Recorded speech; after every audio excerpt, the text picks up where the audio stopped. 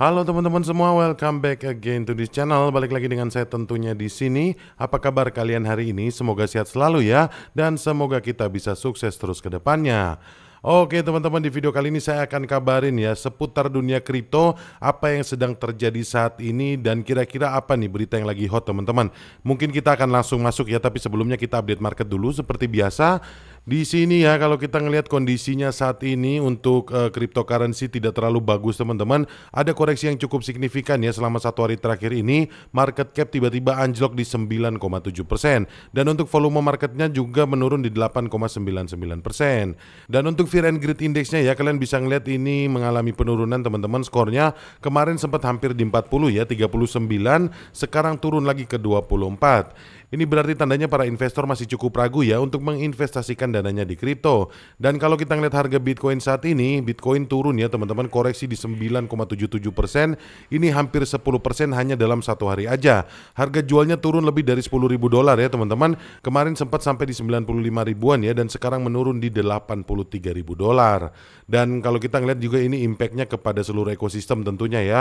Di sini Ethereum terdampak sangat keras teman-teman. Koreksinya signifikan banget. Di sini koreksinya hampir di 13% dan harga jualnya sudah di 2.000 dolar ya. Ini kalau ada koreksi lagi sedikit ini bisa turun dari 2.000 dolar. Dan kalau kita ngeliat kondisi meme coin saat ini ya teman-teman, dalam satu jam terakhir memang mengalami peningkatan, tapi kalau kita ngeliat juga ini dalam satu hari terakhir terdampak sangat signifikan ya. Ini koreksinya cukup dalam ya teman-teman. Dari top 5 meme coin aja kita bisa ngeliat Dogecoin koreksi di 12% lebih, kemudian Shiba Inu koreksi hampir di 10%, PP koreksinya di 16% lebih, dan kemudian official Trump di 17%, dan Bong juga di 17%. Ini kondisi yang kurang bagus ya teman-teman untuk cryptocurrency. Tapi kalau kita ngeliat dari sisi terangnya ya, ini bisa menjadi potongan harga yang sangat bagus teman-teman. Kalian bisa masuk tentunya dengan harga yang lumayan murah. Kira-kira seperti itu ya. Dan seperti tadi yang saya bilang ya teman-teman, saya akan ngebahas bagaimana kondisi kripto untuk kedepannya dan ada berita terbaru apa untuk hari ini. Kita akan langsung bahas ya, tapi sebelumnya di sini saya mau update dulu ke kalian terkait Mind of PP teman-teman. Ini adalah salah satu project juga yang sedang dalam masa pre-sale saat ini. Dan buat kalian semua yang pengen join di pre-sale-nya, silakan langsung klik link yang ada di kolom deskripsi. Di sana semuanya sudah tersedia teman-teman. Nanti kalian akan langsung diarahkan ke halaman web seperti ini. Dan untuk cara partisipasi di pre-sale-nya ya, saya pengen remind sedikit untuk kalian. Kalian di sini bisa ngeliat ya, untuk widget pembeliannya ada di sebelah kiri sini. Kalian tinggal langsung pilih aja teman-teman mau beli dengan kartu atau beli dengan kripto. Silakan langsung klik aja ya. Misalnya di sini saya beli dengan kripto, saya langsung connect wallet aja, Base Wallet, Wallet Connect, ada MetaMask, ada Coinbase Wallet ya. Ini 4 wallet yang sudah kompatibel. Di sini kita tinggal langsung connect wallet aja teman-teman. Dan setelah terkonek seperti ini, kalian tinggal langsung pilih jaringan ya teman-teman, mau membeli menggunakan Ethereum ataupun BSC, semua sudah tersedia di sini. Dan kalau kalian pilih jaringan Ethereum, kalian bisa membeli menggunakan Ethereum, USDT dan juga USDC. Dan kalau kalian memilih jaringan BSC, kalian bisa membeli menggunakan BNB, USDT ataupun USDC. Dan misalnya di sini kalian mau membeli menggunakan Ethereum, kalian tinggal ketik aja jumlah yang pengen kalian beli teman-teman.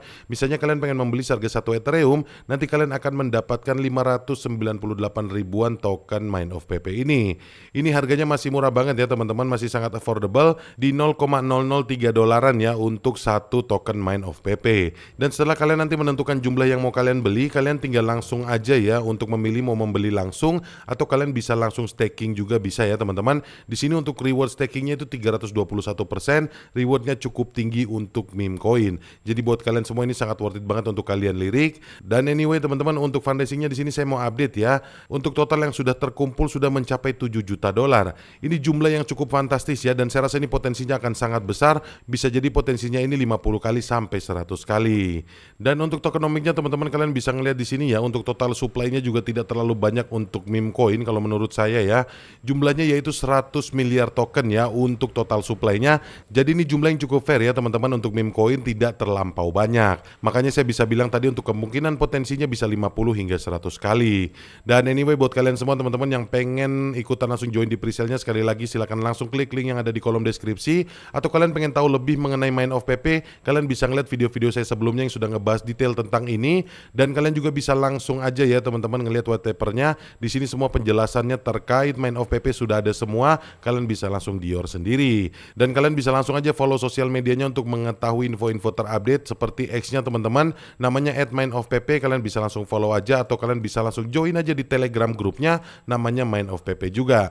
Di sini nanti kalian bisa mendapatkan update-update terbaru. Kira-kira seperti itu ya update terkait main of PP teman-teman. Selanjutnya kita langsung masuk ke pembahasannya ya. Seperti yang saya bilang tadi, saya pengen membahas ada pembaruan apa untuk hari ini. Yang pertama di sini ya, saya pengen ngebahas terkait ada apa di balik penurunan market saat ini atau ada apa di balik anjloknya market secara gila-gilaan saat ini. Kalau kita ngeliat di inti beritanya ya teman-teman, pasar kripto sekarang ini kehilangan keuntungan dan ini dilansir dari Bein Crypto ya teman-teman. Total market cap kripto anjlok 381 miliar dalam 24 jam terakhir aja dan kini berada di 2,71 triliun. Penurunan ini terjadi di tengah gejolak pasar yang lebih luas menghapus seluruh keuntungan yang diperoleh selama akhir pekan. Dan kalau kita ngeliat faktor utamanya di sini ya teman-teman, ini terjadinya CME gap ya yang menyebabkan Bitcoin ini harus menyeimbangkan harga teman-teman atau harus menyelaraskan harga dengan yang terjadi di CME. Dan apa itu CME gaps? Di sini mungkin saya akan sharing sedikit ya teman-teman. Jadi CME gap sendiri ini terjadi ketika perdagangan atau trading Bitcoin future ya di CME atau di Chicago Mercantile Exchange ini tutup pada akhir pekan. Sementara harga Bitcoin tetap bergerak di pasar lainnya. Nah, jadi bisa kebayang ya teman-teman. Jadi di sini ada salah satu exchange untuk trading future yaitu namanya CME atau Chicago Mercantile Exchange. Dia itu tutup pada weekend dan sementara kalau kalian ngelihat ya untuk trading Bitcoin di tempat lain seperti mungkin di Binance ataupun di exchange-exchange yang lain itu kan setiap hari buka ya. Nah dari situ ya otomatis ketika CME buka lagi waktu hari Senin ini otomatis akan ada gap harga ya di antara CME dan juga di exchange yang lain.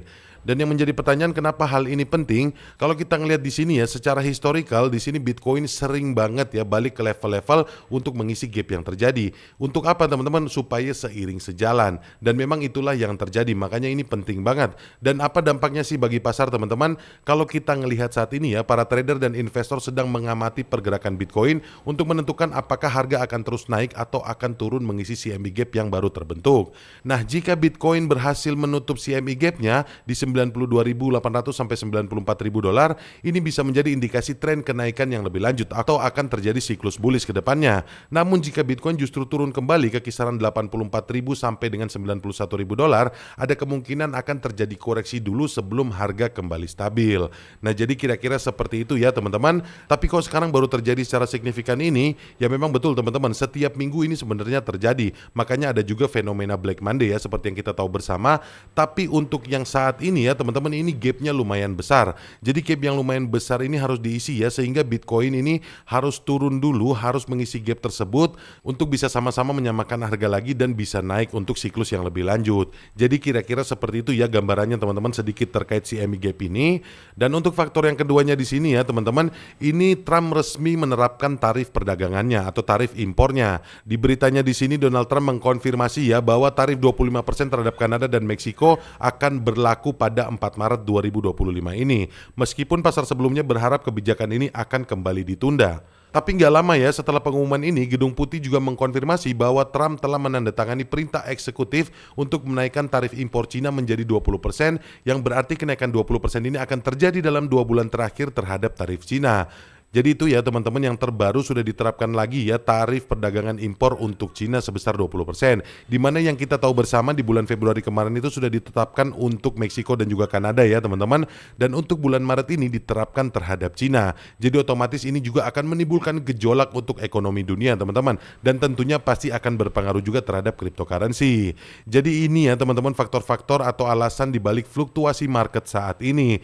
Jadi buat kalian semua saya harap kita tidak perlu panik karena memang fluktuasi seperti ini sering banget terjadi. Dan saya yakin ya dalam beberapa waktu dekat ini kemungkinan besar pasar ini akan kembali stabil lagi.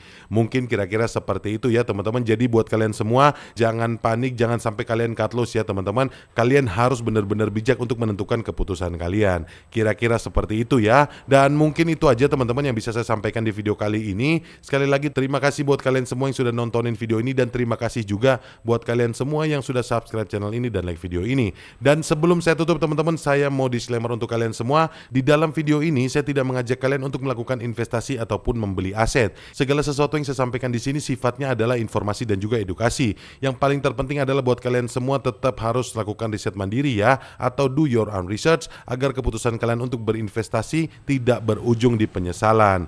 Mungkin seperti itu aja teman-teman. Akhir kata sampai ketemu lagi di video-video yang selanjutnya. Bye.